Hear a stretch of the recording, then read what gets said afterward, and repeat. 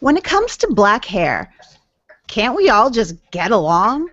Well, let the black hair debate begin right here, right now on Lori and Cher. Welcome to the Lori and Cher Show, Hacking into Awesome. I'm Lori Williamson. And I'm Cher Jones. And if you don't know, Cher and I are cousins, and we host this weekly Google Plus Hangout where we talk to absolutely amazing people and literally hack in to what makes them awesome. That's right, Lori. And tonight we are going to be talking all about hair, and I know you love that. But before we get into this great debate, we want to remind you guys to get social with us, so you can hit us up on Facebook, Twitter, Instagram, YouTube, Google Plus, clearly, and our name, no matter where you go, is always Lori and Cher.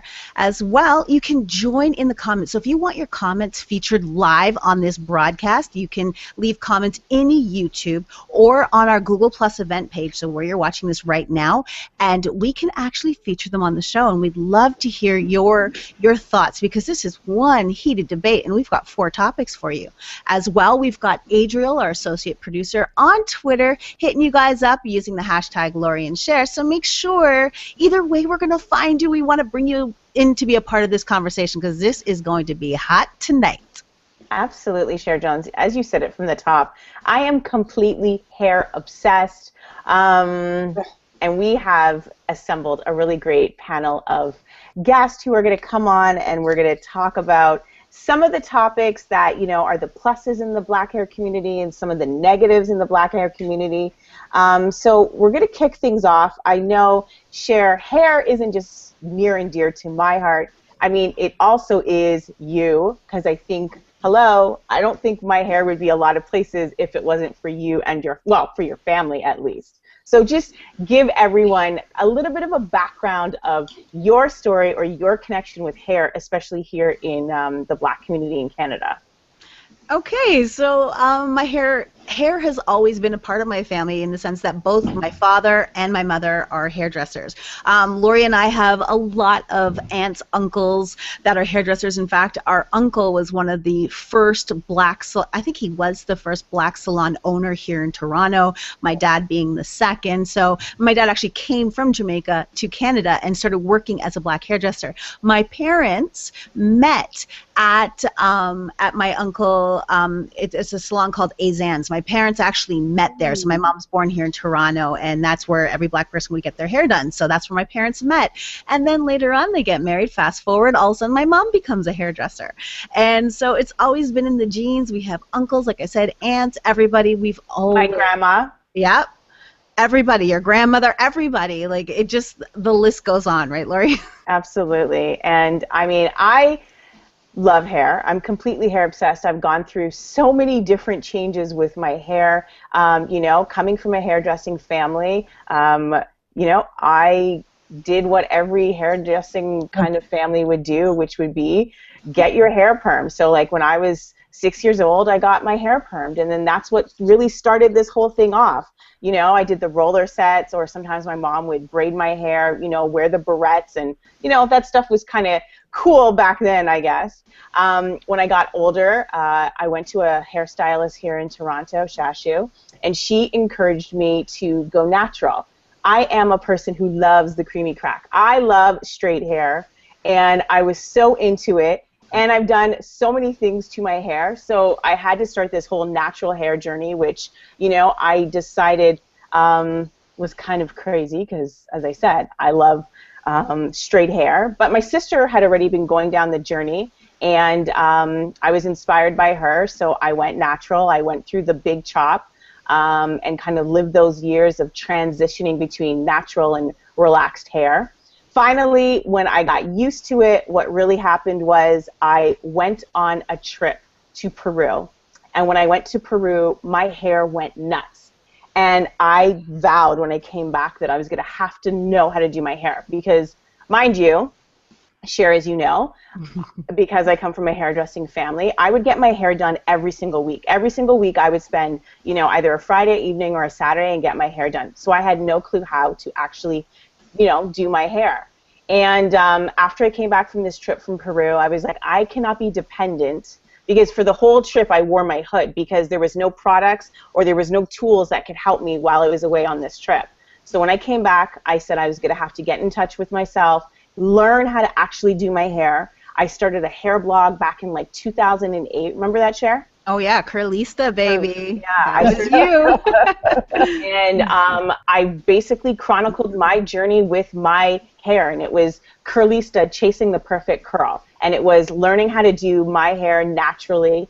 So I was like a total product junkie. I tried a ton of different techniques, some twist outs, bantu knots, and all of that stuff. And then fast forward a couple years, I stopped doing Curlista, and I decided, well, I'm going to get myself a weave.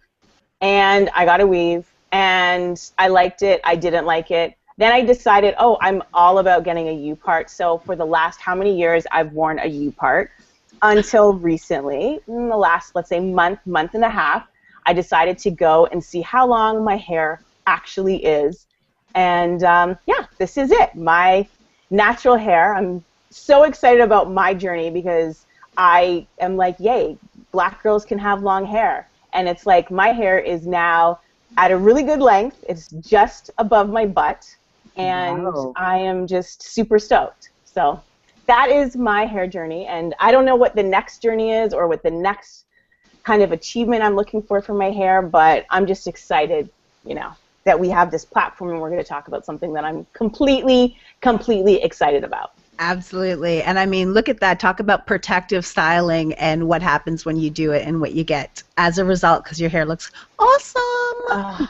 Well, thank you. Listen, you know what? If I had my weave in right now, I'd be like, it's one thing because you can completely control it, but it's like I'm just trying to get used to wearing my hair straight and like dealing with like the heat and it growing. So anyways, that's just our little story when it comes to hair. But we're going to move on, and we are going to start talking to our panelists and start debating some of these topics. Let's kick off the show. Let me introduce tonight's guest. First up, we have Bee Kwame. She's a healthcare professional and a blogger at 83 to Infinity and the Brown Sugar Mama, and she's also a freelance writer. Welcome to the show, Bee. Hello, hello, hello. Hi. I love the hair. Straight? Straight. Switched it up this time. Love it, love it. I love the versatility that we have to do that. Exactly. That's the best thing. That's my favorite thing. Love it. Okay, next up we have Anya Grant. She's the creative director of I Heart My Hair, which is a revolutionized educational service that develops the core belief of self by appreciating the highest point of self, which is our crown and, of course, our hair. Welcome to the show, Anya. Thanks for having me. Hi. Hi there. Okay, and finally we have Kike Lola. She is the founder and creative director of the We Network, which is a community of savvy, stylish women on an entrepreneurial journey. Welcome to the show, Kike. Thank you for having me. Thank you. Awesome, awesome. So, Cher, lots of topics we have tonight. Oh, yeah. I mean, right now, as soon as we get kicked off, I mean, it's going to go crazy because we deliberated on which topics we should use. And I mean, we could literally have a 4-hour show if we wanted with all the topics. So we chose the 4 best, and I'm sure there's like subtopics that come in through these topics. Yeah. So our first topic tonight is all about the term good hair. I mean, isn't it time that we redefine good hair? It's about time, because when we think about that, I grew up as, again, a hairdresser's daughter, and my parents being working with black hair of all types and textures. The one thing that I was taught is anybody can have good hair if they know how to take care of their hair and use the right products. Of course, my parents they were, hairdressers from the 80s, 70s, and 80s and 90s, so they loved the perm. But all the same, they said that any one of their customers, as long as they came in regularly, anybody could have good hair. It doesn't matter what type. But then, we have these conversations all the time. So what the heck is good hair, and what does it mean now? Because we've seen the evolution of black hair, and I'd love to see who wants to take that first. Well, I think once upon a time, the whole good hair versus bad hair was a controversial topic, right, for obvious reasons. And good hair was considered the hair that had some sort of mixture involved with it. But I think with the evolution of the natural hair movement, I think the topic has just become about hair as opposed to good versus bad. I don't know how you ladies feel about that.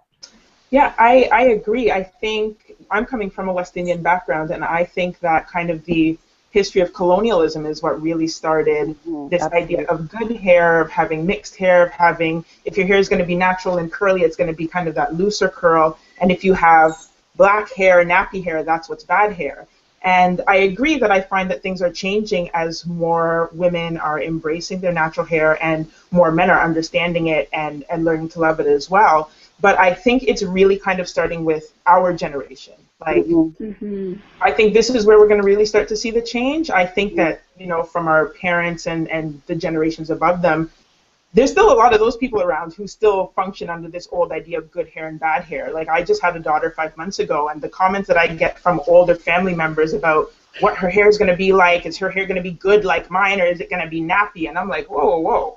Right. Let's take it easy on this little girl and her hair. Right. And then kind of getting into that conversation, what do you mean good hair versus nappy hair? So there's still a lot of that going on, but I think that I'm really, like Kike said, there's a lot of empowerment coming through with the number of people who are actually embracing good hair just being healthy hair. So I hope we really start to see kind of that change as we go forth.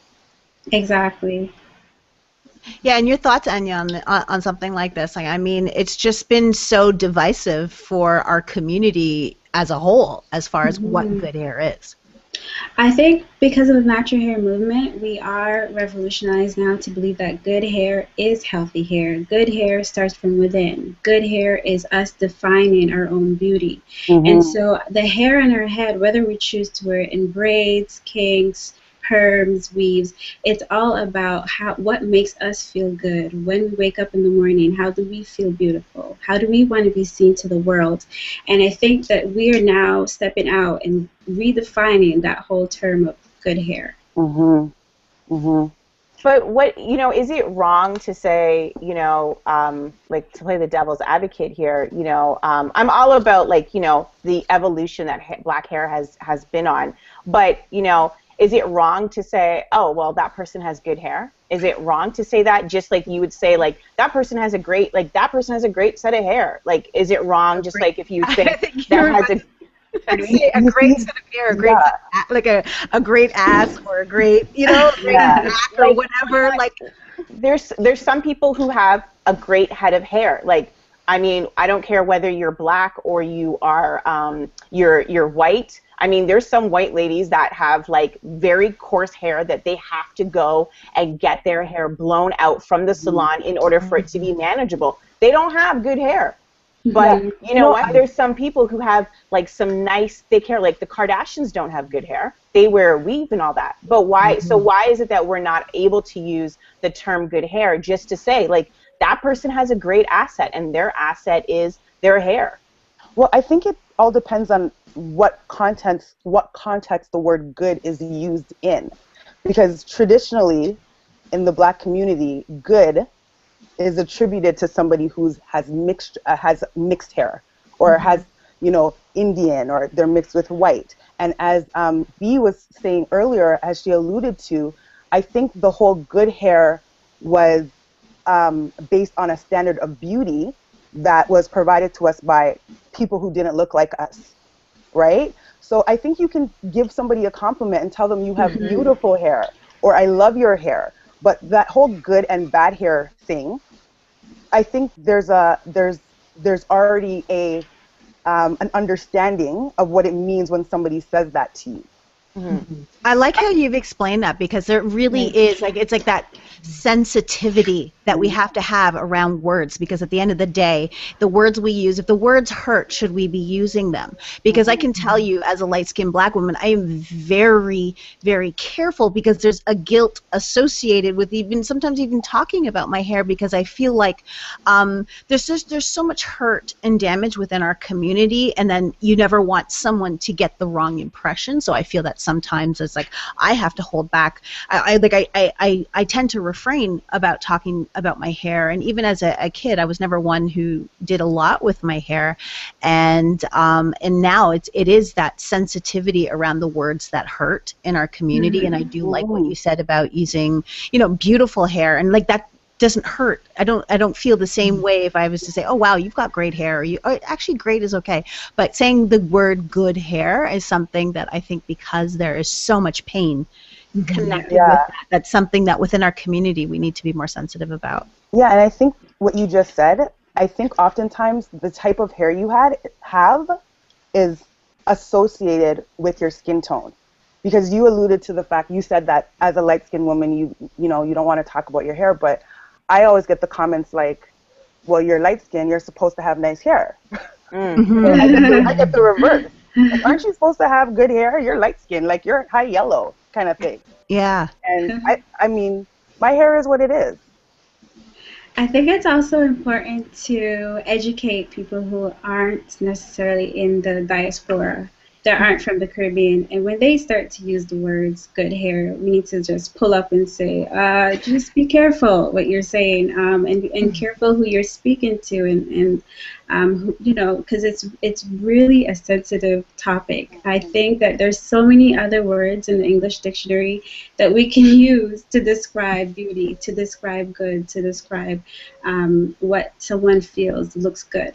Yeah. And so, yeah, we should really make a bigger effort to just disregard those stigmas with hair. And you know what? In saying this, and I guess I'm gonna, maybe tonight I'm gonna just be like not agreeing with everyone. I mean, I think no, but I think it is like, I think it's just like, yes, there's sensitivity, but like, hey, if it's a great asset that you have, whether you have, like, you know, like if we say it's someone who's mixed, or, you know, someone who's, let's say, of lighter skin, there's lots of, you know, darker skinned women who have great, good hair, you know, that could be, I feel like we have to be so sensitive, and I think that we maybe need to stop being so sensitive about the topic and just not make it such a big issue, and just be like, yeah, someone has good hair, like, meaning good. Well, I don't know, it's like however she handles her hair or does whatever with her hair. I don't know, to walk around with that burden and not be able to comment about someone's hair and have to be so sensitive. I don't know, like, who wants to always walk around and be so sensitive with everything that's being said? I guess I wouldn't necessarily say, like, go around and say, like, oh, that girl has, like, really good hair. I don't think that I would use that term, but as I said, like, when it goes back to, like, yeah, that girl has, like, really great hair, like, I don't want to feel guilty for saying something like that about, or commenting about that. So, I mean, yes, if it's only, I'm not allowed to say the word, you know, good, then that's one thing, but, I mean, I don't know, I think you call a spade, like, just... Well, I agree with you to an extent, Lori. Like, I don't think we should be afraid of complimenting somebody, right? And like you're saying, hair is a physical attribute like anything else. I see women who have great legs, and I'm like, man, I wish I had legs like her. Exactly. I see different things that I think are beautiful, and I kind of think about it from the perspective as well as when people say women in general don't compliment each other enough, you know, especially in Toronto, screw-face capital of the world. You're just looking at that girl. You know, she comes on the subway, and you're kind of, you know, she's cute, but you're just kind of like, whatever. You don't want to say anything. And so whether it's hair or whatever, I've kind of made an effort to really say, if I see a girl who has a fly pair of earrings, I'm going to compliment her. If I see a girl and her hair looks like the bomb, I'm going to tell her so, because we often don't hear that a lot, right? So exactly. I think what you're saying is we shouldn't be afraid to do that, but I think that because and we shouldn't really be afraid of words, but there are certain words that are kind of loaded depending on where that person is in kind of their journey, for lack of a better word, right? Mm-hmm. If it's somebody, like for me, I've been natural for just over 6 years now, I think. And if it was earlier on in my, you know, stage, I might be a little bit sensitive if somebody had something to say about good hair or bad hair. At this point, I'm kind of like, listen, I take care of my hair the best that I can, and if it's a good hair day, it's a good hair day. If it's a bad hair day, it's a bad hair day, right? So I think it depends. And you're not going to know that if you're going to give somebody a compliment unless you know that person intimately, right? So I think what I do is if somebody comments, and I used to work with a girl who would kind of look at my hair and be like, oh my gosh, you have such good hair. My hair could never look like your hair. And I'm like, no, we're going to have a deeper conversation, because that's not just about you giving me the compliment about my hair. You're measuring your hair against mine and feeling inferior. So let's address that so that you don't have those issues, right? So I don't think we should be afraid of complimenting, but with something that can be so loaded, it might broaden out to a bigger discussion. And I don't think we should be afraid of having those bigger discussions. I think that, yes, like I think that, like, for Cher and I were talking about these things, and we're like, what does good hair mean to everyone? And I'm like, yeah, like, it's like, if we talk about, like, the big problem that I don't know if it exists anymore, like, light skin versus, dark skin. I'm probably, like, one of the darkest skinned people in my family, but, like, it doesn't guarantee, like, just because for me, because someone else's skin is lighter, it doesn't mean, like, I aspire to have that. It's just that's not what I'm going to have. So if I'm not going to have, a great set of curl, one thing I realized in my journey is I'm never going to have, like, a 3B type curl. I'm never going to have that. So it's just like owning. It's just like, let's say a person of lighter skin, it doesn't mean that they have, like, in society it might be looked at better, but, like, there are so many wonderful, darker, rich colored, beautiful skin, no flaws, like, that are like porcelain smooth. I mean, I'm going to comment and say, wow, you have, like, great skin, but it's like I can't comment on the person who's lighter skin who has that. I hate that we have to, like, kind of live in, like, these boxes. I don't know if that made sense, but I love it's because I said so. I love the comment that she has here. Is like, I always joke that the light skin long hair thing is a myth because I'm light and my hair has never touched my shoulders. All my dark skin friends have major hair. I love that. That is so awesome, and it's so true. Like, your color of your skin does not denote what you get. So that's awesome. Not at all. Not at all.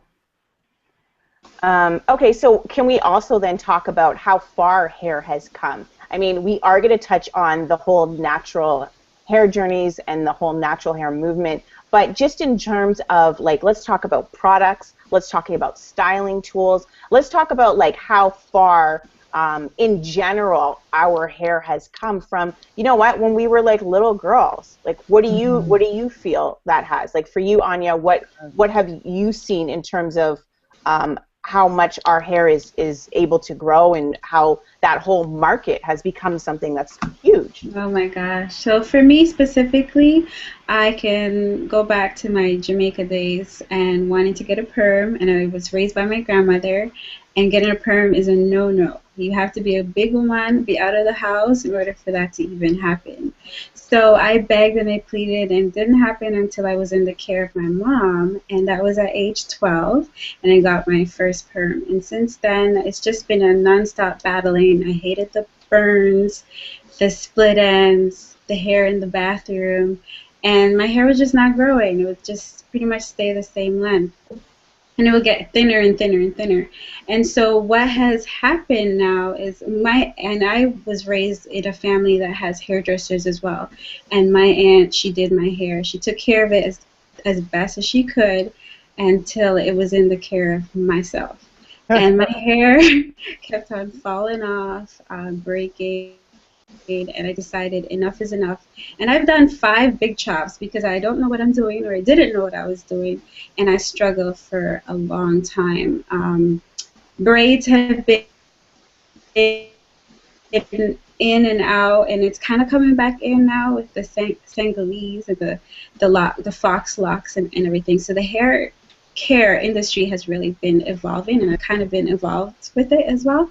And then I'm now just doing do-it-yourself kind of thing. I no longer depend on a hair stylist to do my hair, especially trying new things and having the blog and experimenting and trying to figure out what my hair likes, what it doesn't like. In terms of products, I would not say I'm a product junkie. I keep to my basics. I have to have a leave-in conditioner always, and a styling product, something that keeps my hair soft but can still keep a hold. So I'm looking forward to see what else some other women use as well in terms of products. I love the fact that we have all, like, experimented with our hair. We've probably all gone to the point where the hairdresser, my parents, but the hairdresser is telling you, oh, you're breaking in the back. Yes, I know I'm breaking in the back. Or yes, there's some breakage over here and this and that. And this is something that there's no one recipe fits all kind of thing. Like, we're all recognizing the diversity within our hair alone, and I have never met two people where the exact same recipe for success as far as healthy hair has worked. Like, it's everybody's adjusting and what works, because my hair loves hair grease, like hair oil, and Lori can't put hair oil in her hair.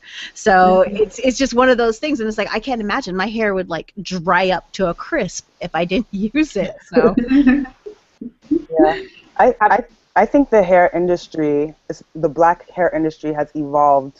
Like, I think the advent of the internet, social media, have also contributed to women's ability to like try new things through other people, vicariously through other people, and get information. Because even like with my daughter, the things that she does to her hair, like if I had known about that stuff when I was younger, I think a lot of myself, speaking about myself, my hair wouldn't have experienced so much damage and so much strain. Because I actually, as you can see, I'm bald, and I don't foresee myself growing my hair back anytime soon. And it was for various reasons, but one of those reasons is because of the damage, the self-inflicted alopecia, as I call it. That was a result of, you know, wearing 20-inch weaves and braids, and not understanding that the texture of my hair and what was probably good for it. But I think there's so many options now available to black women that we have the flexibility of being natural and wearing protective styling and actually really being able to take care of our hair. And I think it's like incredible. And then I just have another comment from one of our good buddies in the Hangout world, Carmen Rojas. She says, one of my girlfriends snuck out and got a jerry curl, and to punish her, her mother would not let her ever get it touched up, ever. She never did that. Oh, that's evil. That is a punishment. That is a punishment. Oh. But we've all done something like that, where we did something to our hair, and that was it. We weren't allowed, so. But I'm looking forward to hear about Lori's hair story. With hair all the way down to your back, like, what's your regimen? How do you take care of it, maintain it? For me, I think, as everyone said, like, and I think as Kike was saying, and you know, we were talking on before, like, it really is about, like, the internet was huge for me. I'm a huge believer, and I know that we're going to talk about this in a later segment, but I'm a huge believer in, you have to know, like, you definitely have a professional, because I don't think people online, if they have not studied hair, etc., that, you know, I wouldn't go to them for advice, like, in terms of how to care for my hair. I think I've gone to professionals, and I had to learn how to do my hair. I go to the internet, so YouTube, I do a big, like, I watch YouTube every night to learn things. And to me, the key is protective styling. I used to have, all my hair was always, you know, just past my shoulders, maybe just above bra strap length. And it was when I started doing straight up protective styling. I mean, I would use argan oil, I would do, you know, wash my hair, condition it, do some treatments, and then it was back in braids, and it was under protective styling. Okay. Without doing that, I would not be where it was. Just the low manipulation for me was key. And I'm amazed at being able to have been able to get to this, but I also believe that everyone else can get to this if they, you know, take care of their hair, they're not manipulating it, then, you know, with a little bit of pain, you'll get a lot of gain. So yeah, that's how I feel. But I think the versatility that we've had, I mean, I'm talking about products that you can go into, like, there's, like, you know, beauty supply stores that I can go to Shoppers Drug Mart and I can use products and feel like, oh, if I'm not using, like, I know it's probably against, like, all my uncles, and they're probably like, how come you're not using, like, Motions or, you know, Cream of Nature or Mizani, you know? But yes, I use, you know, Hello Hydration. That is my go-to. I want to detangle my hair. You know, I love Kinky Curly Not Today, Holy Grail product. I have such curly, like, Cher knows how curly my hair will just curl onto each other. You know, those are things that I need. But I think that there has been such an advancement in products that, you know, now there is so much choice. You can't buy it here in Canada. That was one of the things that I found was a huge problem, you know, is that you can't buy certain products here in Canada. But now we have the internet. you know, you have access to those products. So I feel like the fact that products like that are being made is huge for where we are today when it comes to, you know, our hair. It's funny. As a kid, I remember I used to go, even though my parents had a salon full of products, I would go to Shoppers, or I'd go to, I guess, I didn't even know, Zellers or whatever, Walmart or whatever at the time. It wasn't Walmart because I'm a lot older than that. But I used things like Sun-In on my hair. Yes, you know, everybody and my used mom Sun-In. would be like, honey, you're not white. Yes. You can't use those products. They're not for your hair. And I would try it over and over. You know, you want to do those like frost tips. I remember trying to come home with that when my parents have everything I need, but I wanted to try it. So I would do this, of course, break off my hair. But my mom would always, and then now, like, just to piggyback on what Lori's saying, like to go into stores and see products that are suited for our hair, and not just one product, because like I was saying before, like we all have a different formula of hair, so to speak. So just to be able to see the variety of the products and be able to have access to them has been such a revolution for all of us. Yeah, totally. Absolutely. I think one thing that also changed, there's the internet was a big factor, and I think just getting an understanding of the science behind our hair has been huge, because that's when you're really able to find people who create the products, and you're able to buy the products that hopefully will best work with your hair, as opposed to just throwing on whatever says it's moisturizing and hope it moisturizes your hair, or throwing on whatever says it's clarifying and hoping it clarifies your hair. With such an understanding now of the science behind natural hair, it's really helped people to really flourish and to find the products that work the best for them, and start to see those positive changes. And it's funny what Cher was just saying about the Sun-In and stuff like that, because media plays into this in a big way as well, because I grew up in a small town that was predominantly white. All my friends at school were white, and the magazines that I read, all like the little teeny bopper magazines and stuff, were pretty much all white models. And so I was like, okay, they're saying that this is the hot hairstyle for back to school.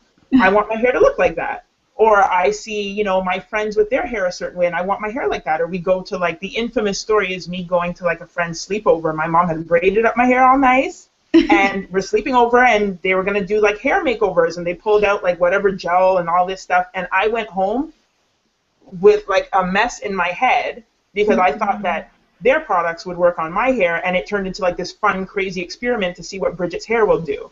And you know, so going through that stuff and not understanding the beauty behind my own hair, and when it came time to take care of my hair on my own, I just, same as Anya, I wanted a relaxer. I was like, okay, it's time to perm my hair, because that's how I'm going to get the straight look. That's how my ponytail will swing when I walk down the hallway like my friends. That's what I want. And that's what I got. And it wasn't really, you know, I was lucky in the fact that my hair was pretty healthy, and even through the chemical treatments with straightening it and coloring it and doing highlights, and then Mary J had this red color, and I wanted the Mary J red, and then I wanted the blonde, and then I wanted this, and I wanted that. And I think I took for granted how strong my hair was, because I was doing all this stuff, and then it got to a point where my hair was like, girlfriend, your hair's breaking in the back. It was breaking in the back, the front, words. the side, the top, the bottom, everywhere. And so that's what really spurred my natural hair start. But I think another thing, and we may touch on this later, is even though we, you know, when we're thinking about transitioning from having our hair chemically straightened and chasing that certain beauty ideal, you also find ways where even within the natural hair community, there's still kind of this hierarchy of beauty as well. Because we're I know we're going to get into that. Okay, so I won't. Yeah, absolutely. I'll save that. Okay. So, Cher, let's. Do we have any comments that we want to share right now? Yeah, we do. 1 second. Let me pull into that. So Arcel Joseph said, I learned how to do crochet braids on YouTube. So I completely understand what Lori Williamson is talking about, and it's so true. And then as well, I have one more. Allison, she has a question for the panel. My aunt in Toronto is a well-known hairstylist, and her biggest complaint is that women in Toronto do not embrace natural hair, which is a perfect question as we head into our next topic. I also experienced that firsthand this summer when I hung out for a day, and a girl in her salon said to me, black men don't like natural hair. She covered it with weave. What are your thoughts? Is that true? I feel as though we have truly embraced our natural hair in the U.S. Funny enough, I would say it's almost, I don't know about you guys, but I would think that it's actually the opposite in the US. Like I think that in Toronto we have. I, I agree with her comment about a lot of black men not liking natural hair. Yes. Like I have had guys walk through an entire room of girls with long, glorious, flowing weave, and then ask me, do I ever wear weave? I'm like, I don't understand. Like, I'm bald. What exactly? Like, you just walked through like 100 women with what you obviously like. So why would you be asking me that, right? Mm-hmm. I spend a lot of times both here and in the U.S. and I think it's kind of equal in terms of how women are embracing their hair. I find that locks is really huge in the States, mm-hmm. whereas here we're just kind of any kind of natural. You know, twists, bantu knots, just out, just leaving it. But I think the natural hair movement has evolved so much because I see women in hairstyles that even just 10 years ago, they wouldn't dare leave the home. That was you just finished washing your hair and, you know, letting it dry hairstyle. You wouldn't like go outside.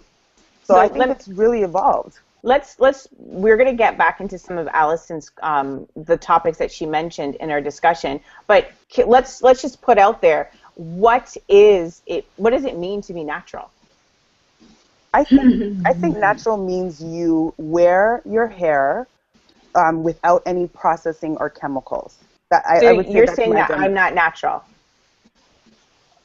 Sorry, do you process or process. I use like a process. Are you talking about with chemicals? Or are you talking about just like flat ironing my hair? No, process? Okay. Sorry, let me rephrase that. I think without any chemicals that alter the natural state of your hair. Okay. So using a flat iron and knowing that when you wet your hair, it's gonna return to its natural state, I would say that that's natural. Okay. What about for you, B?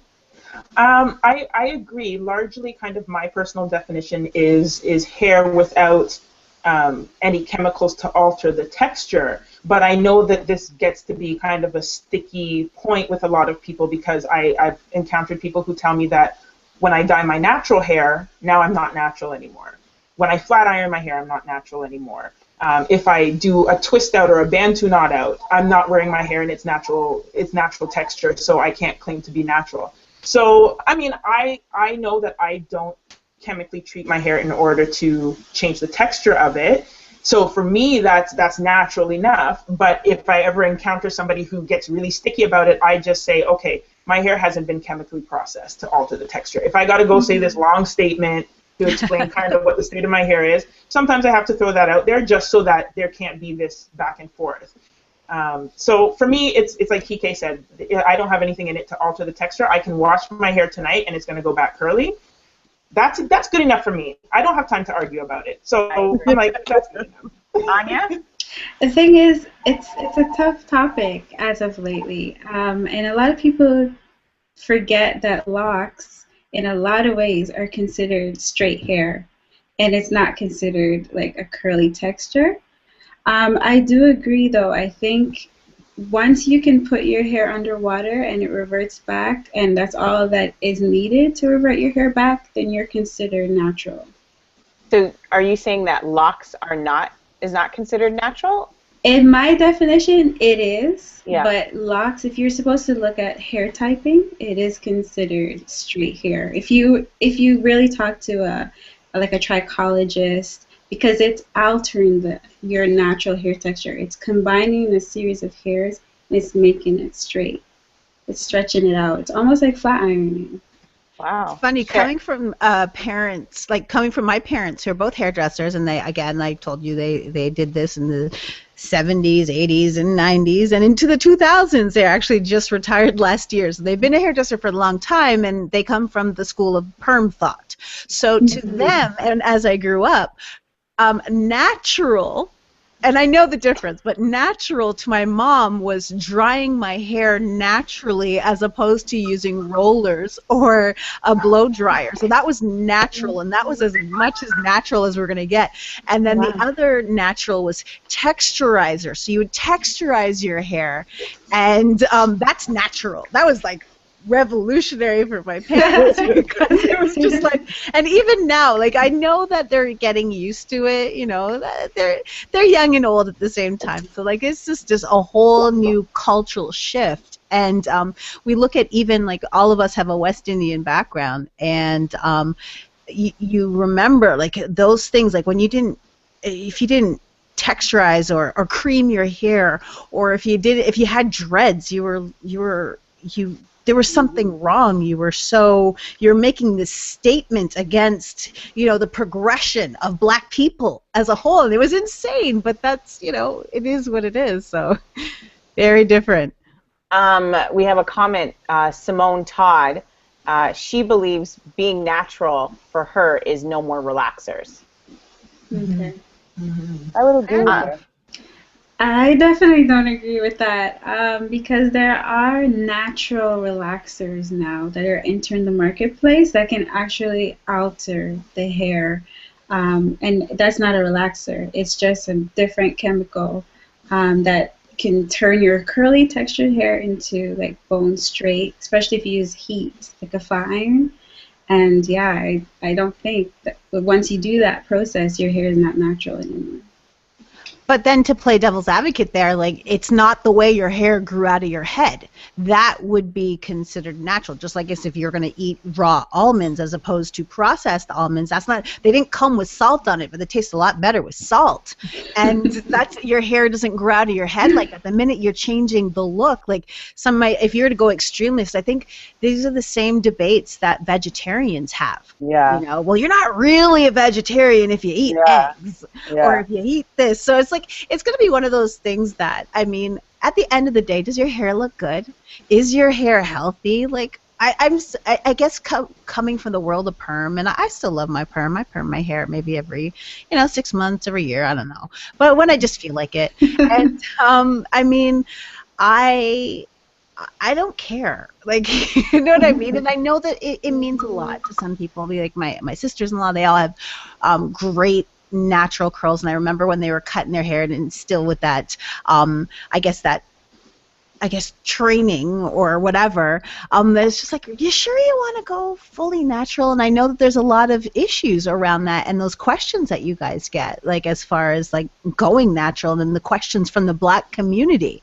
You know, how does that feel when you have to deal with those questions? Like, especially it's not even, other people trying to pet your hair or something. This is the black community saying, oh, when are you going to perm your hair? How does that make you feel? I get that all the time. Like, I have definitely had it where I have an uncle who he would see me and he'd be like, well, when are you going to, like, relax? What are you going to do with that? Like, go and deal with that. Like, he doesn't like it. Like, I've never seen him like how I am right now today, but in general, he definitely has words for me. But I consider myself, like, as B was saying, like, I will color my hair.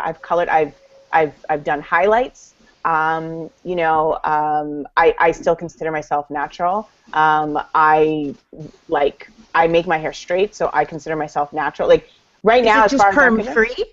Yeah, I'm perm free. For me, I'm so perm free. So is that natural or perm free? Do you see what I'm saying? To me, as I said, like, I feel like I'm natural, meaning this is how my hair grows out, and I manipulate it to do whatever I want. So, I mean, the only, like, for that argument to me to actually stand true is then, like, anyone, as you said, who's doing a China bump or a Bantu knot, anyone who's doing a twist out, I mean, are they not altering to have a style that will last them for a long time? So how is that any different? What, because I put heat on my hair and I'm using, I've used a hot comb before, because I use curling irons and stuff like that, doesn't mean that I'm not natural in that sense. And when women of other races alter their hair, or as you said, manipulate their hair, if they color their hair or they go to the hair salon and have their hair straightened and trimmed, or they do whatever to their hair, nobody debates whether or not their hair is natural. Exactly. I love that. I never even thought about that. You know, Do you sometimes guys you just think? Do you feel like this is a fad? Do we feel like this is a fad right now? Because right now it's fast and furious. Yeah. I remember when I really kind of got in touch. Like I've been natural for well over, I want to say 12 years at this point. Wow. Maybe even longer. You know, but that was just, I didn't feel like, as, you know, from the advice that my hairstylist was like, there really was no need for me to relax my hair. Like, I just saved myself $60, you know, relaxing my hair. It's not about anything else. Like, you know, we'll get into that. Like, is it about the chemicals for me? Like, no, I don't, you know, listen, I love, like, just like Cher, I grew up, I love creamy crack. I love my edges to be down, but I don't need to do it. So why go through all of that process to do when I'm going to have the exact same result? But do we feel like this is a fad? Because I will say that since I have started on this journey, because of things like YouTube, I remember when, like, there wasn't a lot of blogs back in 2007, 2008 talking about natural hair. Now you can go and everyone has a blog and they're talking about natural hair, and everyone has advice. You know, we're going to get into that, like these like natural hair Nazis that will go and comment on YouTubers and say, you are using products that have mineral oils, you're not really a natural, and they'll go off on people as a result of that, you know? So is it a fad that right now everyone is, you know, embracing? You know, we have people like Solange out there, we have people like, you know, India Ari, we have Jill Scott, like we have all these women out there where, you know, even like you were watching the Soul Train Awards, a lot of women were rocking the natural, like it was so in, and it's something that we're all kind of embracing. But is this a fad that another, you know, 5-10 years we're not going to be all about? Yeah, I just want to jump in. I don't think it's a fad at all. Or I want to say I hope I don't think it's a fad. I think what we're seeing is a lot of women are feeling comfortable with it. A lot of women are feeling okay. They've been given permission somehow now to really get into this side of themselves and really embrace this side of themselves. And there's so much more support because you're seeing so many other women, and like you said, on the different blogs and on the internet and on the YouTubes and things like that, you can find so many different women who are embracing their natural hair. So for somebody who kind of is teetering back and forth whether they're going to go natural and cut their hair and grow it out in its natural state, or what they're going to do, I feel more women are kind of looking at the women to the left and to the right of them who are already doing it and saying, okay, if she's doing it and she's doing it, all right, let me do it, because at least I know I've got those two to kind of lean on if I've got any questions. And then from there, it just kind of branches out and branches out and branches out. So I don't want to say it's a fad, because most of the women I talk to wish they went natural earlier. That's the thing. It's like, I wish I did this 10 years before, or 5 years before. And I don't find people say that with fads, right? And I think it's, at the end of the day, for me, it just comes down to, choice, and the fact that natural hair, black hair in its natural state, should be seen as just as beautiful, just as sexy, just as professional,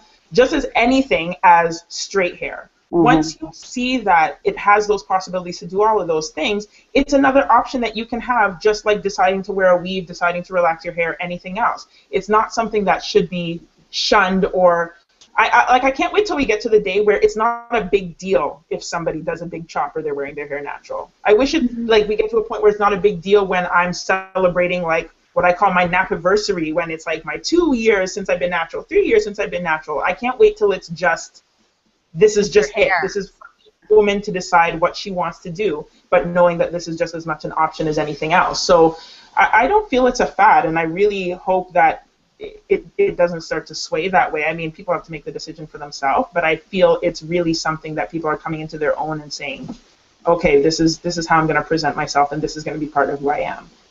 I find that for me, it's just been one of those things where I cycle in. Sometimes I want to wear my hair curly. Sometimes I want to wear my hair straight. And then I'll go for an extended period of time of rocking my hair one particular way. And then I move on to the next, and then I'm bored of that, and I'll move on to whatever. So I think that's the beauty of black hair and its diversity. Absolutely. But anybody else want to jump? Yeah, I definitely don't think it's a fad. I definitely agree with B.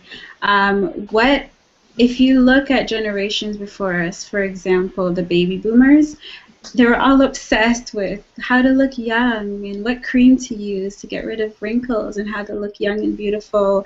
And so right now what's happening is people are getting into themselves. Everyone's working out. Everyone's trying to be fit. Everyone's eating healthier. And I think with the internet and everything so easy, access to our fingertips and information is so easily accessible, we're now becoming into who we are, knowing who we are, knowing where we came from, learning our histories, and then sharing our stories with each other, i.e. YouTube. And so right now it might evolve into something else, Lori. Like in 10 years it might be, this product will make your hair blow in the wind, make your curls blow in the wind, but you can still be natural. But I still feel like there's going to be that deep down inside, people just want to connect. People just want to find out who they are and connect to themselves as naturally as possible and be healthy while doing it as well. So definitely not a fad. Here to stay. Here to stay. Okay. Anya, would you say that if you guys take a look at your screen right now, this hair typing, do you think that you're talking about, coming together and enjoying hair, but then we have people saying, I'm a 4B or I'm a 4C or I'm a 3C, whatever. Do you think this is divisive? Just as much as the term good hair is hurtful for many, is this hair typing that's come, I think it was from, was it Oprah's hairdresser was the one who originally came up with this whole system of hair typing. Is it divisive for our community? I hate it. I hate it. I absolutely hate it. And I do think that it's unfortunately dividing us, based on what our hair type is, it determines our natural texture. Then so many people compare their hair, and everyone's hair is different. Like for my hair, I have 3 different textures. The back is looser, the middle is really kinky, and then the front right now it's twisted to the side because it doesn't curl. It's just like a straight. I don't even know where I got this hair texture from. It's just kind of straight.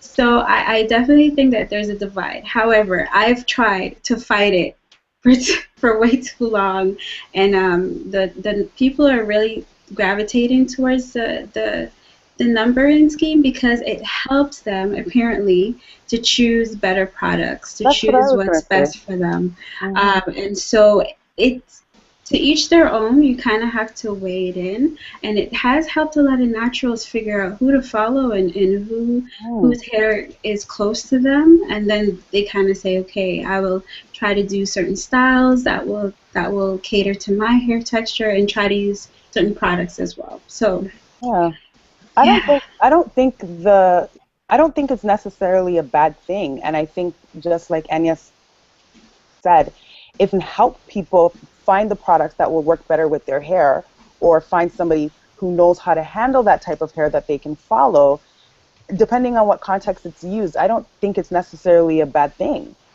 I mean, I think all of the divisiveness, or again, from the ideals that were shoved upon us about what beauty really looks like. So again, I think they may be applying the whole good hair, bad hair to the different hair types. But if you're just focusing on hair type in terms of how to take care of your hair or how to understand your hair more, I don't think it's necessarily a bad thing. Yeah, I think the point of the hair typing being used to, I guess in the positive sense, to help people find people online to identify with and YouTubers to identify with, I think that that's an important thing to note, because even though I'm with Anya and I hate the hair typing thing, and it doesn't really make sense for me because I've got tons of different textures myself, so I can't ever claim one group. But I find that, like I was starting to say earlier, when I was growing out my hair, I didn't want to do the big chop because I'd never really had short hair in my life, and I thought my head was too big, and I was like, okay, I don't know about all of that. So I did, like braids and twists with extensions for about a year or so to grow out my hair, and then I did my big chop. And looking online, and again, this was about 7 years ago, with the time when I started transitioning, and a lot of the natural hair that I saw was of more of the looser texture. So like Tracy Ellis Ross was my holy grail for natural hair. And I was like, and you know, Girlfriends was still on, so I'm watching her and I'm like, okay, I'm gonna do my hair like that, and then this episode I do my hair like that. And so when I, you know, ended up cutting off all the relaxed ends and just had my natural texture, I was a little bit disappointed because I was like, this doesn't look like Joan Clayton's hair. And I thought that's what I was in this to get. Like, I thought that was the deal. And, you know, I've grown to understand my hair and all that stuff, and I love it the way it is. But I think that what people need to keep in mind when they are following people on YouTube or different bloggers, or even just people in their family or people that they see and that they know, there's still a lot of people who are chasing that. So they're watching the YouTubers who are like a 3C and they're a 4A or whatever. Yes. And then they're wondering why they're not getting the results. And it doesn't make sense, right? I agree. I think that it helps in that sense when you can find people to connect with to get the best information for your hair. But still, I kind of take it as a grain of salt because I can watch your YouTube, I can read your blog post, but I don't actually see your hair. I don't actually know if your texture is like my texture other than what I'm viewing kind of on the screen. But I think it does kind of help in that instance as long as people kind of use it in the right way, as long as you're using it to identify and you're not looking at it like I'm a 4 whatever, but I want to be a 3 whatever. There's no way you can really change what you've got. So I think that's where the kind of division to and people just not being happy with what they've got, and then this hierarchy of beauty even within natural hair. I agree with you 100% because I see what happens in that community where, you know, there'll be certain bloggers that have, let's say, a Tracy Ellis, they have the 3B, the 3C, and they will get tons of views. Everyone will watch them, but then there'll be some other bloggers who will be upset, or vloggers in the YouTube space who will be upset, and they will say, like, I have 4B, 4C hair, and like no one's watching my videos, but there are people in the community that are out there that have my texture, but you are hoping that you're going to put some magic product in your hair and all of a sudden it is like, ooh, you're finger curling your hair, you're doing a little scrunching and using like using the what's that blow dryer, the diffuser, and all of a sudden you're going to have wash and go hair. No, there's other things that you have to be doing. And like I feel like within that kind of whole natural community, like as much as this movement is so positive, I think, and as much as YouTube is so positive, there is still people looking for this, I really wish I had that hair. I know when I was doing my hair, like my blog, Curlista, was chasing the perfect curl because I, just like you, was chasing the perfect curl. How do I get my hair? What magic product and cocktail of products do I do? What techniques do I do? Do I do the bantu knot? Do I, like all of that kind of stuff? But the reality is you just have to accept what you got. You know, try to align yourself and be honest with yourself and say, like, you know, if you're going to use hair typing, use the hair typing and align yourself with those people who have that texture and, you know, be inspired by them. But it's going to be a journey. Like, it's not going to be like overnight you're going to figure out your hair. If you do, then, hey, you're lucky. But, you know, like people have to do. And as I said before, you know, talking about natural hair, I know, Cher, you have a comment there, right? Yeah, I do. And it's just a really interesting comment is like, for me, being natural is not putting any chemicals in my hair, but this is why I'm bringing it up. The truth is that we as black women will always be judged on our hair. If you have locks, people assume you're a Rastafarian. Short, people assume you're gay. Afro, black power. I'm speaking from personal experience here, Lowell. So it's true. And that's one of those things where it's just, you know, it's unfortunate, that judgment. And even I would almost say, and I'm sorry guys, I moved into another comment. Agreed, Stephanie, we will always be judged. I have been judged for many things, but my hair has been judged by other women, not any other ethnicity. Why is that? And that's personal experience as well. So, and that's from Natalie Bell. And I mean, that's the thing, is like this comes across to me very much so, and right in lockstep with shadeism as well in our community, you know, the hair typing and the shadeism, and we have to, nowhere in either or are we accepting the beauty of our people and the diversity within our people, and it's just othering, you know what I mean? Well, I'm not like them because my hair is this way or my skin is that way. So, or I don't use those kind of products. I just feel like as much as the natural hair movement is a positive one, there seems to be a lot of judgment on what people do, and it's just instead of just being embracive of oh, well, you know what? Like, do you wake up and you just you rock the afro, the natural rock and glow? I mean, rock a fro, and like you don't put anything in it. You don't use any. You just use like natural, meaning like straight up. You use aloe vera. You use like natural, like castor, whatever it is. You just use specific types of things that don't have these really bad, ingredients in it. Or are you a person that, hey, you have natural hair, but you wear it straight, like?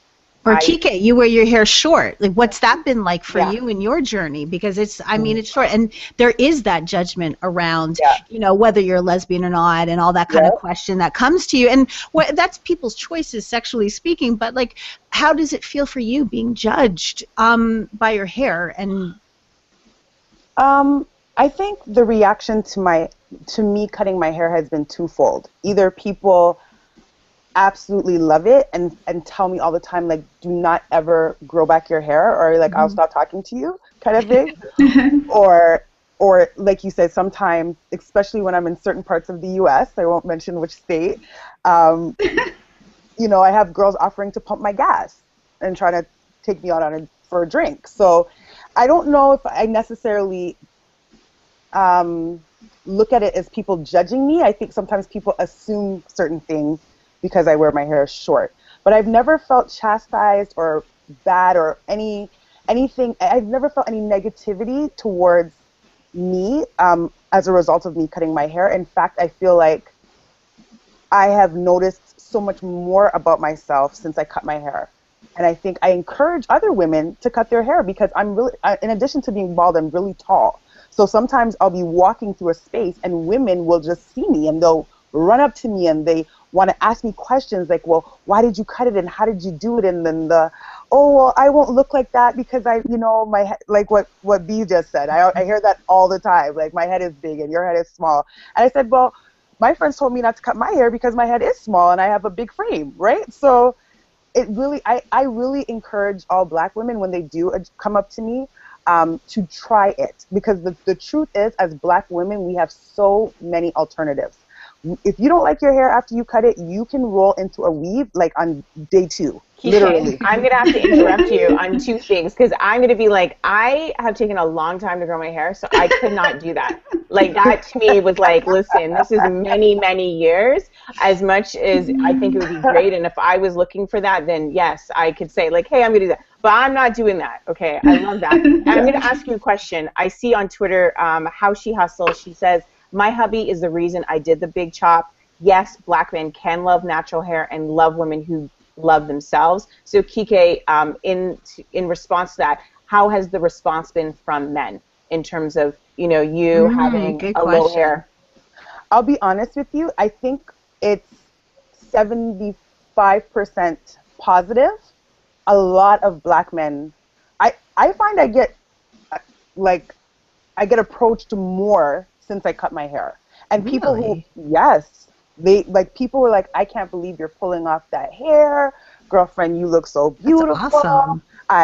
Even I went to a meeting downtown and I was pulling out of the parking garage and the parking attendant was talking to his girlfriend and he told his girlfriend, you need to hold on because there's this lady here and she's rocking the hell out of this bald head and I need to talk to her, and she was, the girlfriend and I were like laughing with each other. But I get so much more attention from men specifically since I cut my hair. A lot of men, they think of it as me being bold and knowing what I want. They assume positive things about me from me cutting my hair. And then I get the odd weirdo, like I told you, who will pass like 100 girls with weave to ask me, to tell me that I'm beautiful, but do I ever wear weave? Okay, I have another question for you, but then I'm going to go to Anya because I want to ask you next. Yeah. Okay, so one of the things that as natural-haired women, one of the things that when we think about society and how it perceives us is, they want to touch our hair. Whether you're natural or not, you're wearing a weave, whatever. So Kike, in your position now, you've balded off your head. Do people want to touch your head? And how do you feel about that? All the time. And I really don't like it. Nor should you. Yeah, I don't go around touching anybody's hair. People have the tendency, only when I'm sitting, because I am very tall, wanting to like just touch my head or say you have a sexy head or whatever. There's nothing really to run your fingers through. So they just, but yeah, I feel like the whole hair touching thing is like off limits. It's kind of you're like invading my personal space. But yeah, people do want to touch my hair all the time. Anya? Oh my gosh. So I actually don't mind it. And it really depends. If I go to a lot of hair events, and if it's someone who wants to know what my hair feels like for their own purposes, then I go ahead and I said, okay, go ahead, touch it. If it's a family member, if it's friends of a family, I don't mind, because this is the industry I'm in, and I do want to have that personal relationship with people. But if it's strangers, like I remember being in Brazil, and this Caucasian lady, she kept on saying, she was behind us, she kept on saying she wants to touch her hair, she wants to touch her hair. And we just really had to turn around and said, you're not touching our hair, like, stop. And so it really depends on what the situation is. And yeah, I just don't let certain people do it. But some people I don't mind. I really don't mind. How about for you, B? For me, it's all about permission. So if, like Anya was saying, if somebody asks, same thing at like a natural hair event or a family member who's thinking about going natural, and I get those questions a lot because most of my family is out of town, so almost every time they see me, my hair looks different. So they're wondering, okay, so what did you do this time, and how did that work, and what did you put in it? And so they will ask.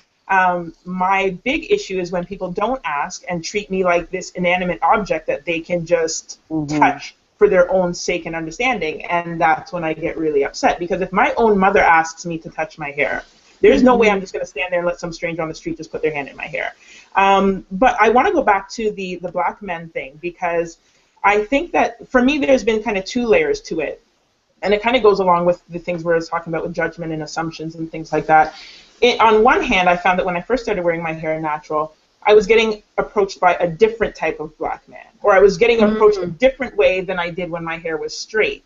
And it even happens now if I walk out with my hair like this versus when I have my like free afro, I find I get approached two different ways. And I don't like that, because, you know, when my hair is straight, I get the like like the holler, right? Yeah. When my hair is in its natural state, all of a sudden I'm an empress and I'm a queen. Yes, right? And I thought that was funny in the beginning, but then, you know, I kind of thought to myself, why am I only an empress when my hair is in its natural state? I should be an empress any damn time of the day if I am, right? So that's always been a weird thing for me, that for some men, they perceive you a different way, so they're going to approach you a different way, or a different type of man may approach you who you know, is all about the natural sisters and the Nubian goddess and all that kind of stuff. But in my own personal experience, when I went natural, my husband and I were still dating, and he had only known me to have relaxed hair or maybe braids if I was giving my hair a break. And so when I told him, you know, I think I'm going to go natural, I'm going to transition to my natural hair, and he's like, well, what does that look like? And I'm like, I don't know, I only have pictures from when I was like 10. I don't know what it looks like now. And he had a lot of questions, and a lot of them I couldn't answer because I didn't know the answer until I got to that point. And in the beginning, when I cut off the relaxed ends and I was wearing my hair out, a lot of the time I felt he didn't find me attractive anymore.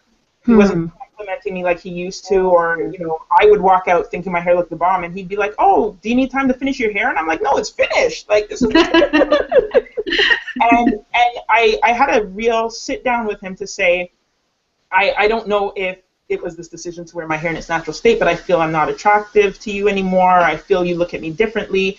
And he made a good point, saying that it's not that he doesn't find me attractive, but he said the same way you're learning about your hair, I'm learning about your hair. And it made me look at his situation. His two sisters have their hair chemically straightened.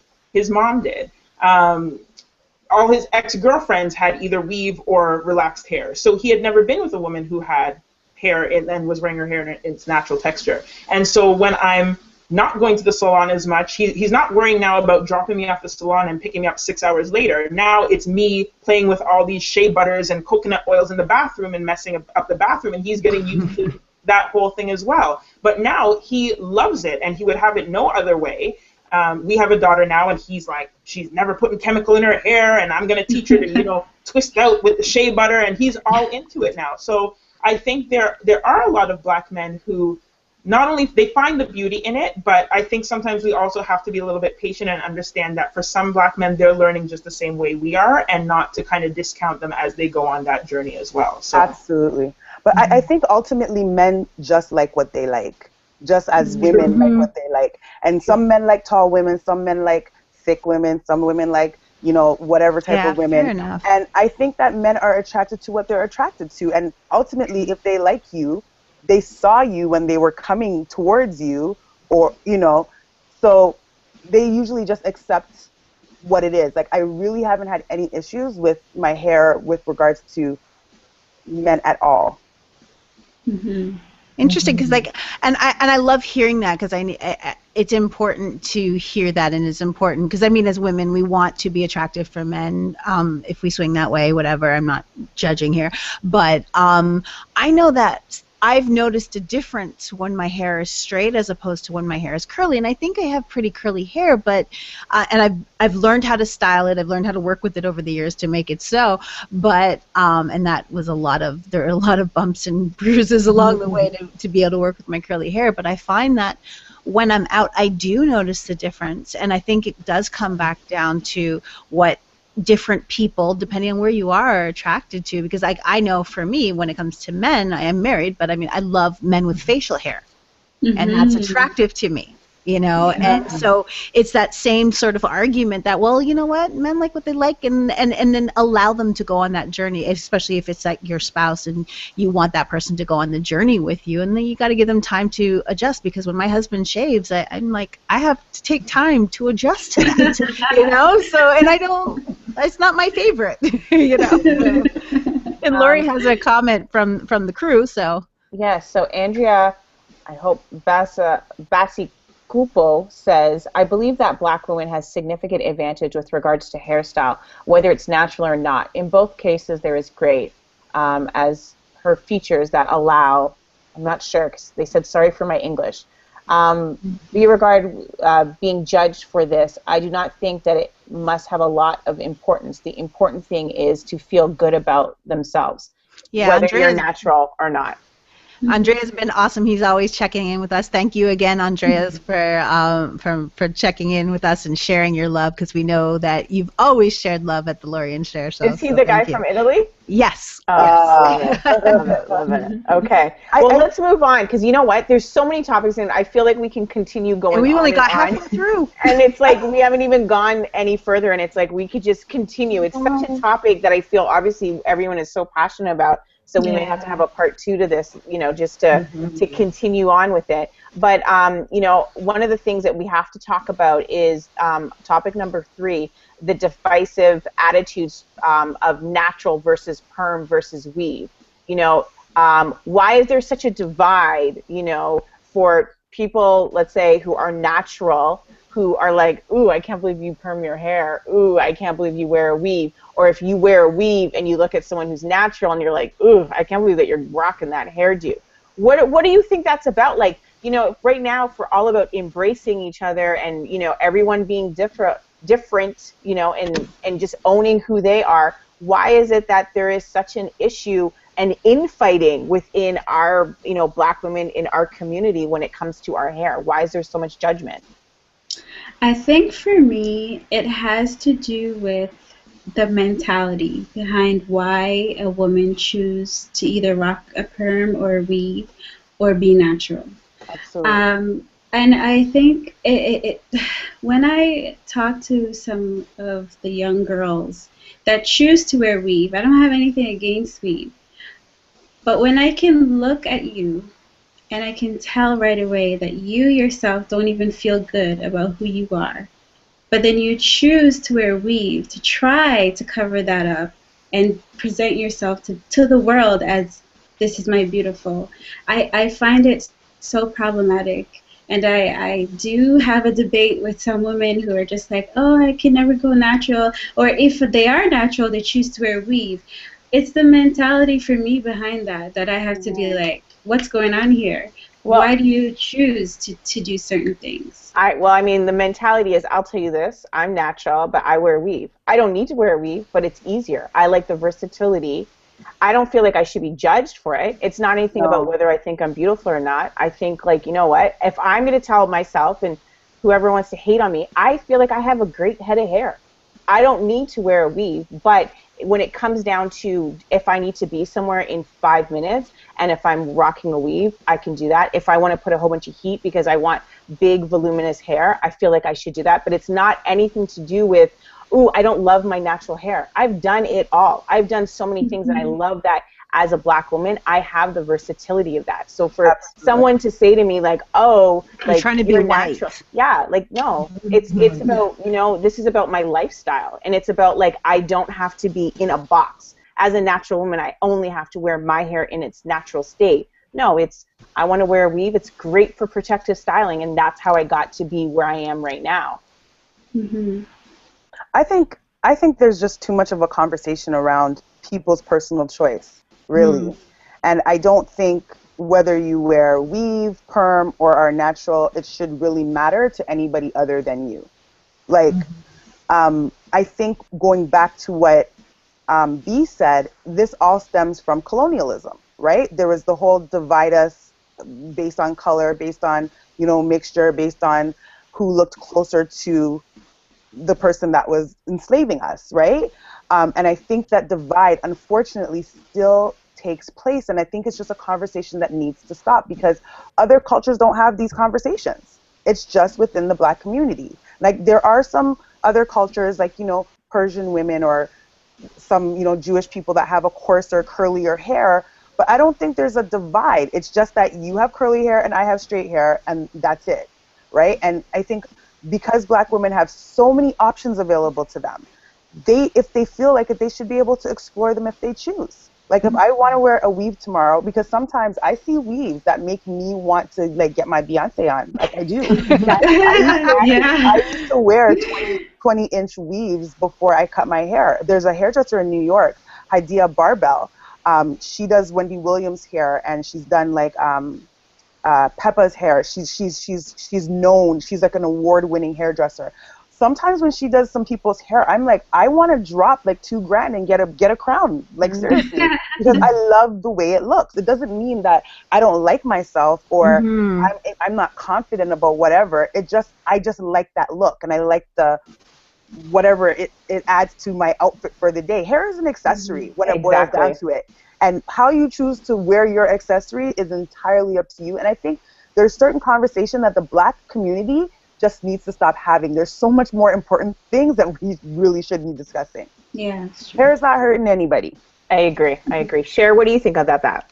I feel the same way. I mean, like I've found and heard so many people say, well, you know, when you straighten your hair, when you do things, you look, you know, you're trying to look white and you don't love yourself as a Black woman. And while I agree, like if it is affecting your self-esteem, so to speak, where Anya was going with her comments, if it's, I don't even know, because I'm kind of mixed, because in the sense of, I feel prettier when my hair is like how it is right now as opposed to other ways, and it's just how I feel. But again, like I like men with beards, so that's how I like them. So is it just it doesn't make me think that I'm white or want to be white. I love being who I am. My parents were very strong influences in who I am as far as growing up as a Black woman. I always knew that. There was never a question in my mind. So I mean, my hair doesn't make me think otherwise. So. B, how about you? Yeah, I see it from a couple different ways. So, and I agree with pretty much what most of the other ladies have said already. But I think what happens some of the times when people make those judgments about, you know, you're wearing your hair natural, you want to be Black Panther, you're perming your hair, you want to be white. I find that a lot of the times it's because that person saying that has had an experience with somebody that fits that assumption, that now they're going to put that on anybody else who's doing the same. So if I talk to a Black girl who straightens her hair all the time because she says, yeah, she wants to be closer to white, some of those people take that one discussion and apply it to any other woman they see who's straightening their hair or wearing a weave. And likewise, if they know somebody who is natural and who's very militant and they have a negative experience with that, they're going to put that assumption on any other woman they see who's wearing her hair natural. So I think for me, I look at kind of the frame of context where people are coming from with that. But at the end of the day, like, I read this book called The Four Agreements by Don Miguel Ruiz. Yes. And one of the agreements is not to take anything personally. And I apply that to so much, but especially to this, because most of the time when people make comments to me, whether my hair is straight or whether my hair is in its natural state, I leave it with them. Like, that's something they have to work out with themselves, for them to take the energy to open their mouth and make a statement on my decision of what I've done to present myself in the world.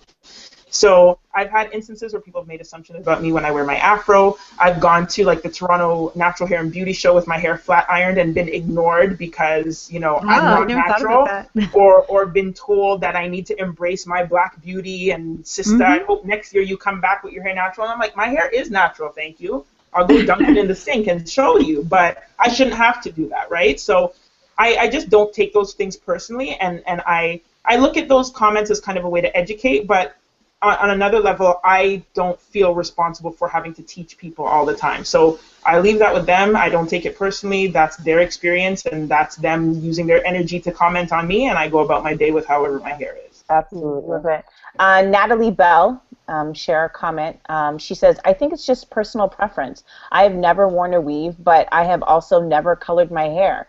I've put in braids once a year. I relax my hair, and I know what works for me. My sister wears different weaves every other month, but it suits her. She loves it, and she rocks it every time. I rock my relaxed hair and will do so for a long time. It's healthy and well taken care of.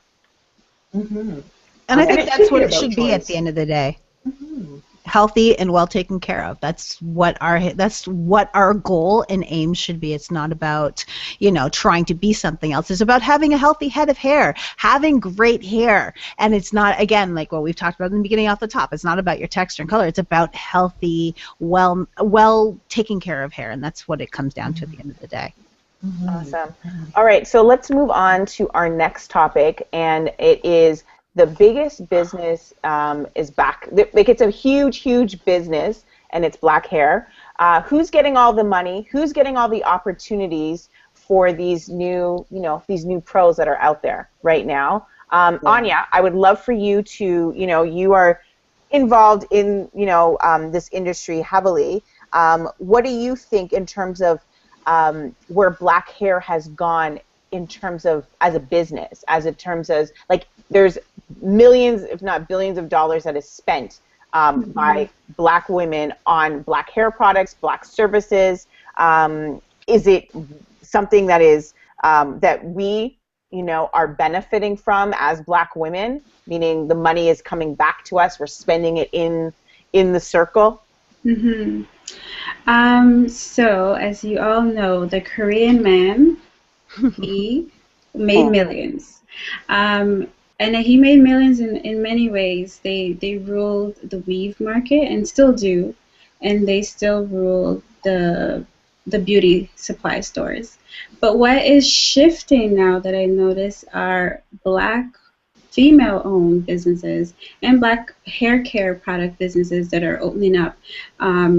Just before the natural hair boom, Shea Moisture, a lot of you guys probably didn't know, their product line was like this white with green tap on top, very old, and just as soon as the natural hair industry started, they revamped and rebranded, and they shifted their focus.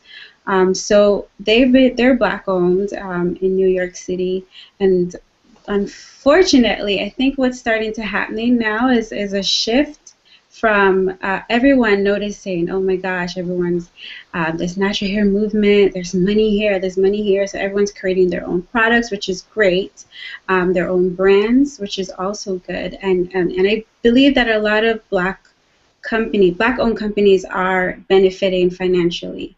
I'm afraid, though, however, that other people with power and with money are watching and waiting and just are ready to like conglomerate and purchase out some of those smaller, barely meeting ends kind of black-owned product companies. And I have a feeling we're so close, and it might end up shifting back into the Korean or the Caucasian hands again. So we have to be very careful. We just saw that with Carol's daughter, right? Right. That was just happened. Yeah. Definitely. That's an example. This is a bit of a sore spot for me. As Anya said, it's well known, it's public knowledge that Korean people are 100% benefiting from black hair business on every level. But I think it's because, to some extent, Koreans understand something that our people don't. They understand the art of kind of working together. My understanding is Koreans bulk buy everything. Like, for example, right here in Toronto, all of the Korean stores that are here, they all work together. They all order their hair together. So therefore, they're all able to offer a better price and be more competitive. The black people in Toronto have the ability to do the same thing, but for some reason, it doesn't happen. I mean, I was made privy to a conversation that was happening when the Koreans were on their way into Toronto, where a lot of black hair salon owners were getting together and they suggested the same type of method, right? They suggested purchasing in bulk and purchasing together, because if you have a little store in like wherever, like in the corner on Scarborough somewhere, she can't compete with this store that's ordering, you know, thousands and thousands and thousands of dollars worth of product. And you know, that discussion ended up very poorly. Like, people were like, well, I don't want to give up my suppliers. Like, are you being serious? Like, you guys sell all the same thing.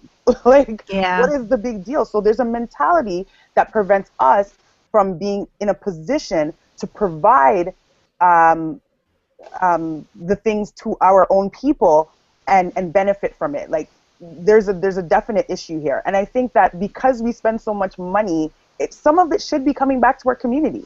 Like, it should be.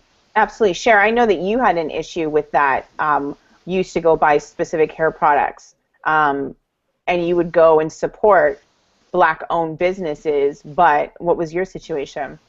I think one of the biggest problems is sometimes they're run, dare I say, West Indian style, like as far as customer service, as far as, well, it's coming, and then I would hold on for what I wanted, and then like 3 weeks later, the product's still not there. And it could be a bit of distribution issues, because at the same time, the Koreans also have access to manufacturing and distribution, which is that's the biggest part of the pipeline, is actually being able to produce the product en masse in a plant. So, and then I have a friend who was also trying to do the same thing and collectively buy, but one of the biggest problems she still encountered was, like, they'll get so far, they'll still sell to you, but you will never get the deals regardless if you can't cross that language barrier. And so that's been another part. But as far as trying to support, I would go out of my way. I would avoid the other stores so I could support this woman's business. Yeah. And it was just, it was made so inconvenient, and I was already inconveniencing myself to go there and support, and I didn't mind. I love supporting not just black-owned business, but local businesses. I really think that they're the heart of our community, and especially as an entrepreneur, I really I just feel it's important. My parents having a local business as well, but then when it came to the point where it was so much effort to give you my money, I just gave up. And I mean, I wasn't the only one. Eventually, her two beauty supply stores, they went out of business, and I felt it was so unfortunate, because I didn't mind driving to get there. Yeah, I've had the same experiences. Mine were more of availability of product, right?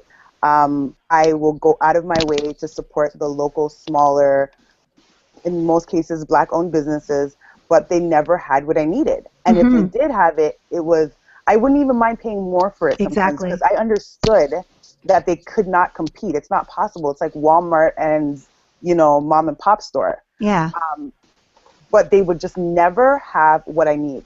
And like you said, you'd get there, their store's supposed to open at 9, like it's 11 o'clock. 9:20. Oh, sorry, guys. I just read. Yeah. It's just like, man. It's unfortunate. But what I will say is I don't find that I run into that type of situation as much in the US.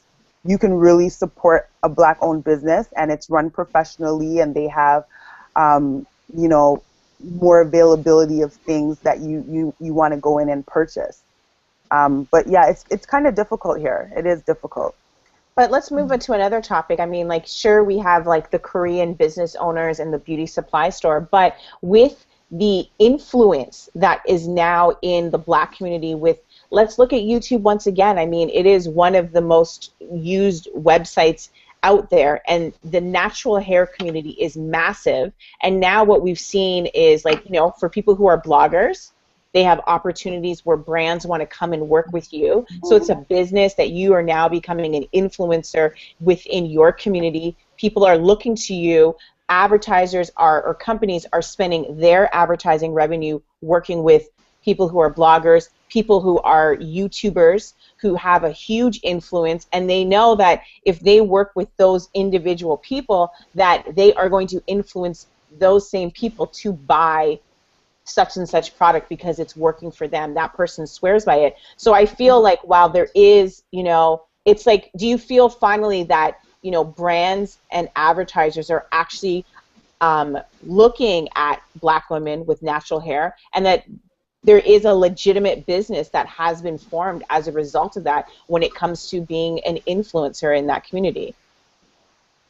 B, I would say, if I could jump in, yeah, I think overall, yes, I agree that kind of, and I don't think, you know, the first bloggers and YouTubers, and especially in the natural hair community, I don't think they were in it to get to this point where it can be like a business, but I think that we've found an interesting niche where we've been able to create business out of it and create those connections and amplify our voices in order to support brands and businesses. However, I find that here in Canada, it's not the same. I remember going to a blogging conference in Philadelphia a couple of years ago, and it's a conference for Black bloggers. And, you know, when I told people I came from Toronto, they're like, there's Black people in Toronto? Or the only Black person they know is Drake? And, like, you know, you're getting those comments about the mysterious land of Canada where they don't think any Black people exist.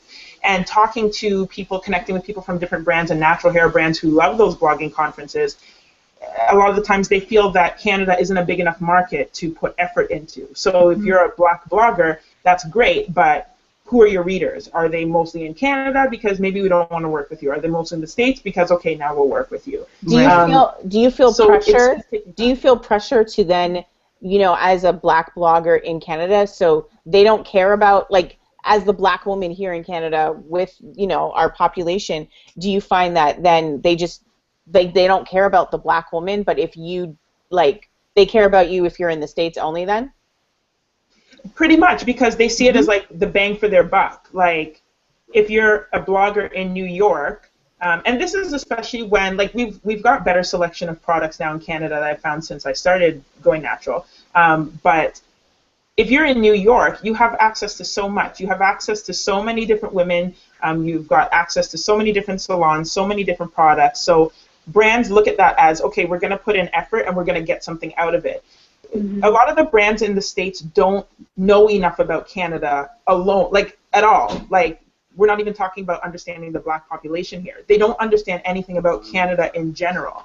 So it's kind of an uphill battle. Like, I'll find people who love my blog and they think it's great, and then they realize that I'm in Canada, and they all of a sudden aren't interested anymore. Sorry, Yeah, I actually agree with B right now. They have nothing to say. They have no further commentary. They're like, thanks, but no thanks. Contact us if you're ever in the U.S. That's what I get. And knowing that there's so many Black women here who want access to those brands, and there is such an audience here, it's really frustrating to try to prove why we're worth the effort. But I think it's going to be a slow uphill battle to prove that here in Canada. Do you feel then, like, what is the solution to that, so that Black women here, I mean, like, we know that who's watching our show is a mix of, you know, people from in the States and they have access to stuff, and then of course we know that our audience also who's watching this are Black women, but how do we get, like, you know, as the natural hair community, do we unite and make a fuss so that they pay attention to us? Like, what is the solution so that, you know, that those opportunities are, you know, something that we can take advantage of, you know, this side of the border? What's the solution? I think it comes down to numbers, and very often brands tend to compare the US to Canada. And we need to kind of say, I'm sorry, but you can't compare us. We're two completely different countries, and we should be seen as that. What we need as well is our own numbers, Canadian numbers. So if we can come together, whether it's filling out a survey, so we can know how many naturals are actually here in Canada, and we can then present that to brands. I just think, though, with the brands, as far as the brand, like, and I get the need, and I see it centralized and localized to the GTA, and then the different pockets of black across Canada. But I just think that the numbers on a larger scale are just not here, and that advertisers just don't care. Like, I really don't think, I mean, I'm sure there are some that actually do and that they're trying to target the black community, but I mean, in the States, you've got organizations that have a specific marketing division to reach out to the Hispanic buyer, and a specific marketing division that is to reach out to the African American buyer. We're here, we just happen to be well cast into commercials to say we got you too, but they're not really trying to do that. And I think if you were trying to build a business, because I know that Lori and I, we talk about this all the time, and we recognize that our audience right now is a 50-50 split, but we recognize the importance of our American audience as far as an opportunity to build opportunity for us, in the sense through advertising and sponsorship. There's no way we'd be naive to think that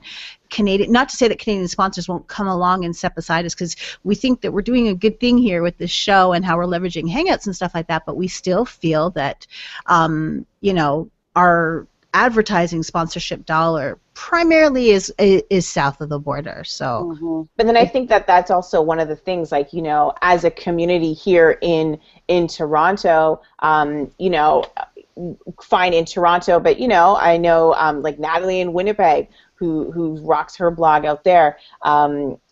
We need to then maybe work together and really be like, Black women matter. Like, you should pay attention to us. Like, we need to maybe all come together, and this is obviously a different topic other than hair, but, you know, with all the independent businesses that we may do, and we are looking for advertisers to, you know, spend some money and be able to reap the benefits that we see south of the border, then maybe there needs to be some kind of movement for us all to work together and rally together and say, pay attention to us because we matter. I think, and that's where I think social media is huge, because I feel that some of the shifts we've seen with more product availability north of the border is because I see it and I do it where I want a product and I'm tweeting them that I want this product. I'm in Toronto and I don't know why we don't have this product. Or when I see certain brands that are, say, being announced that they're going to be carried in Target, I'm like, well, we have Target in Canada now. Does Target in Canada count, or do you only mean Target in the U.S.? America, leveraging social media to make our presence known and to kind of get that attention and that spotlight. Because I know the numbers when we compare to the U.S. are not there, but I cannot see how we are just not impactful. I cannot see how a company would not benefit from having some type of ambassadorship or some type of reach out for women of color in Canada. Like, I know the numbers aren't there, but I don't see how we can't add to your bottom line. You're ignoring a whole segment who will give you money. And you're like, no, we don't think there's enough of you. Like, we will give you money continuously, but you want to ignore it. But a part of it is, it goes back to ignorance. Like, you know, like you said, a lot of them don't even realize that we exist here, because I get it all the time. You know, the whole Drake comment, the whole, is Canada even, like, habitable? Like, is there, you know, Eskimos up there? Till this day, it blows my mind. And I kicked them out of my backyard, so they're gone now. The Eskimos are gone. But at the same time, I think with, like, social media, it doesn't matter where you are. Like, if you happen to be a Black woman, and whether you are in Europe, but you have a huge audience that's across the, like, there should still be some advertising. There's something that can be done, because we aren't, like, gated. Like, you can't, we can't look in and see what the Americans are doing. It's like, you can absolutely, and they can absolutely look in. So it's like, because of the internet and how we're connecting, I still think that there should be some opportunities there, and that they have to think of some other things. And I think because of the internet, and because of social media making the world smaller, that the opportunities will come. I agree. And I think that the natural movement is leaps and bounds, huge steps in the right direction.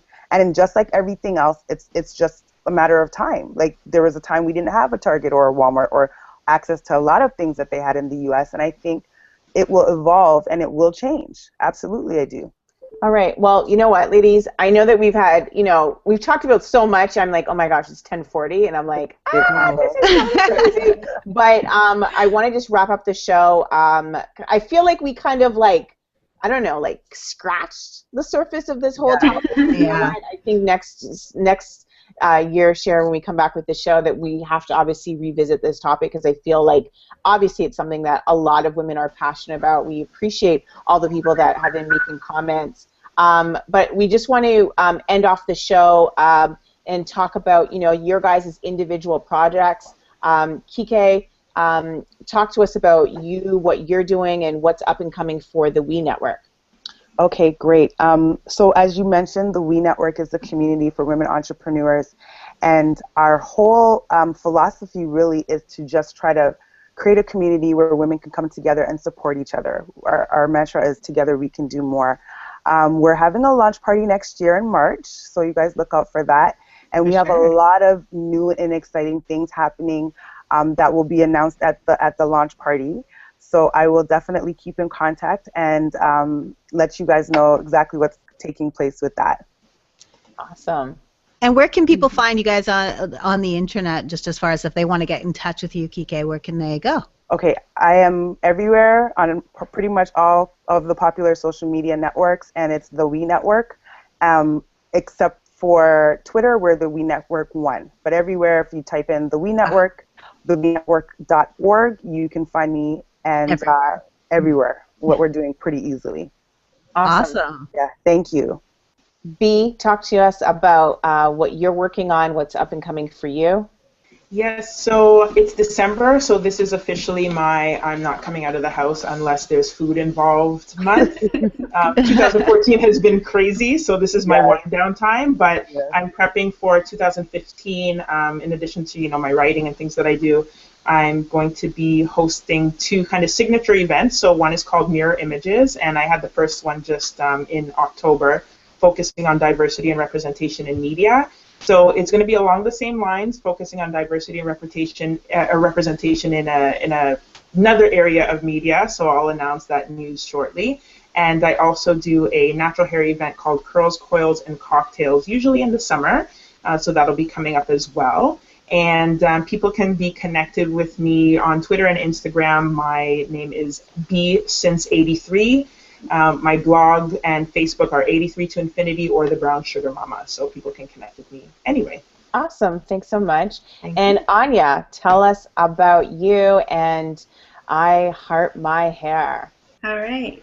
So iHeartMyHair.com is an online platform for busy and lazy naturals. And in December, we're going to have All We Want for Christmas is 10K fans. We're very close to getting 10,000 fans on Facebook. And once we reach that mark, we're going to have a really nice giveaway. And then we're going to have 12 giveaways in 2015, one for every month following the first one.